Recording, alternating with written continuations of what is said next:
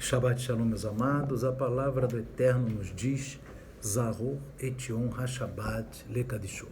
Lembra-te do dia de Shabbat para o santificar. Queridos amados, nesta tarde de Shabbat, que estamos examinando a Parashá Be'ar, que quer dizer no Monte Sinai, nós vamos examinar ali na Torá, no texto de Vaikra, Levítico, capítulo 25, e nós vamos examinar a partir de dois versículos, o versículo 14 e o versículo 17. No versículo 14 é dito assim: E quando venderdes alguma coisa ao vosso próximo, ou a comprardes da mão do vosso próximo, ninguém engane ao seu irmão. Primeiro. Agora vamos lá para o versículo 17, em que o Eterno fala algo parecido, mas com um sentido um pouquinho diferente. Ele diz assim: Ninguém, pois, engane o seu próximo, mas terás temor do teu Deus, porque eu sou o Eterno, vosso Deus. Queridos amados, aqui nós vemos dois tipos de engano, opressão, né? E dois tipos de ronaá no hebraico, né? Nós vemos no versículo 14, né, o engano material, que diz assim: quando venderdes alguma coisa ao vosso próximo, ou comprardes da mão do vosso próximo, ninguém engane a seu próximo. Então aí é quando a pessoa engana o seu próximo financeiramente. Amém? Já aqui no versículo 17, o Eterno diz assim: ninguém, pois, engane a seu próximo, mas terás temor do teu Deus, porque eu sou o vosso Deus. Esse engano aqui, que se refere ao versículo 17, é o engano verbal, é o engano das palavras. Quando alguém machuca o seu próximo verbalmente. Amém? Então nós vamos ver, queridos, que apesar de serem dois termos próximos, parecidos, existe uma diferença entre esses dois versículos e existe uma diferença nesses dois mandamentos. Amém? O primeiro mandamento, que fala do engano financeiro, do engano verbal, e o outro fala, o segundo, né, do versículo 17, fala de machucar, ofender, né, o próximo verbalmente. Então, esses dois mandamentos, né, existe vários comentários sobre essa comparação dos versículos 14 e 17 da Torá, de Levítico capítulo 25, e nós vamos ver, queridos, que os dois são péssimos para aquele que serve ao Eterno. Mas aquele que ofende verbalmente o seu próximo ainda comete um pecado maior. Por quê, queridos? Porque vamos aqui ver algum entendimento nesses dois versículos. O que o Eterno quis dizer aí? Por exemplo, quando alguém vai enganar o próximo financeiramente e ele quiser se arrepender daquilo, basta ele devolver aquilo que ele pegou, né? Então, agora, quando alguém fere o próximo verbalmente, né, financeiramente, basta devolver, faz techuvá, né, irmãos? E aí está tudo colocado no lugar. Mas quando ele ofende verbalmente, por mais que o próximo perdoe, ali ele fez um machucado no seu próximo mais grave. Amém? Isso daí não chega assim. O próximo perdoou, o próximo tá, mas foi algo que o Eterno se desagradou muito com isso. Amém? E além disso, queridos, no versículo 17, que fala de machucar verbalmente, o Eterno ele faz um alerta maior, que ele diz assim: terás temor do teu Deus.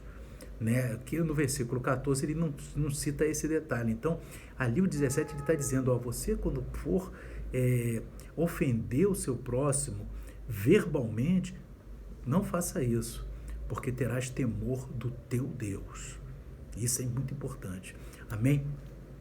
E outra coisa, meus irmãos, quando quando alguém ofende, né, engana financeiramente, é diferente daquele que machuca verbalmente, porque ele machuca fisicamente o próximo. Quem machuca verbalmente, o machuca fisicamente. E existe, meus irmãos, aleluia, na literatura rabínica, em Pirkei Avot, diz assim: é respeitado e honrado somente aquele que respeita e honra. O Eterno, ele considera uma pessoa, para o Eterno, é respeitada e honrada pelo Eterno, se respeita e honra o seu próximo. Aleluia, isso aí é na literatura. Em relação a esses dois versículos, que apesar de serem muito parecidos, existem essas duas diferenças muito importantes, irmãos. E na Guemará, que é a literatura rabínica, ele diz também em relação ao versículo 17, que quem machuca o seu próximo, por exemplo, quem dá um tapa no seu próximo, está lá na Guemará, é como se estivesse dando um tapa no Eterno. Amém? Então o Eterno, ele toma a ofensa como se fosse para ele. Então aí a situação é muito grave também. Amém? Então não oprimir o próximo, ou seja, não ofender o próximo, queridos. Isso é muito importante. Amém? E eu vou citar aqui, irmãos, para os irmãos, duas histórias. Amém? Para que os irmãos vejam dois exemplos. Um mais antigo, um mais recente.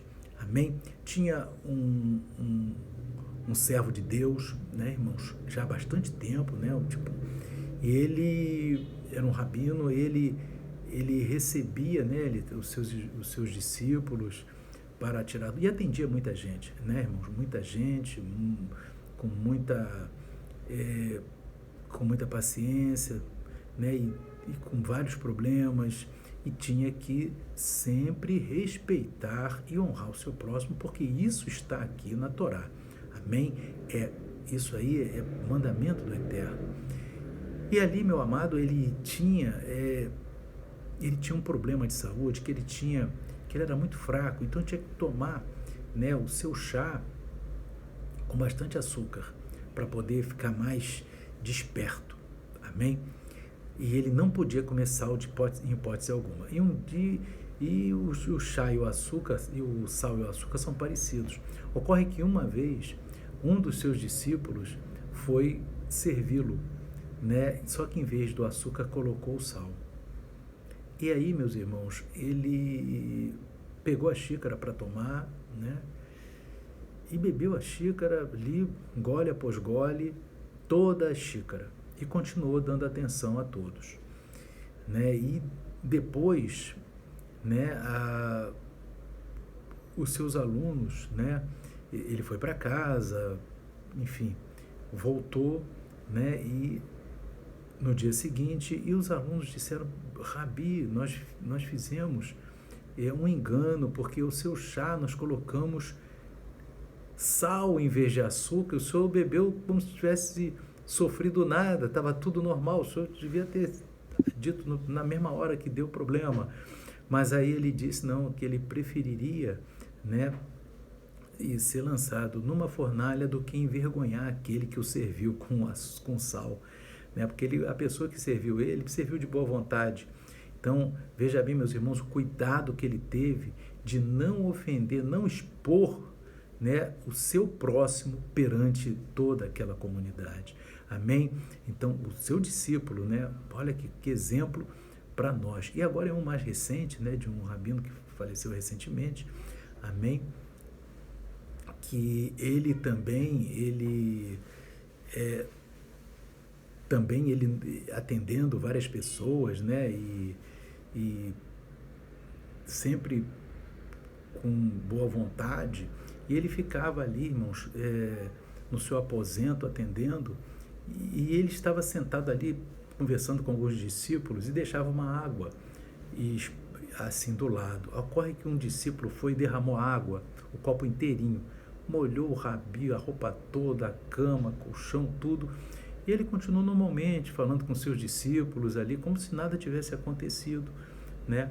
Quando aqueles discípulos foram embora, aí foi trocado tudo, irmão, foi trocado a cama, o lençol, o colchão, a roupa dele.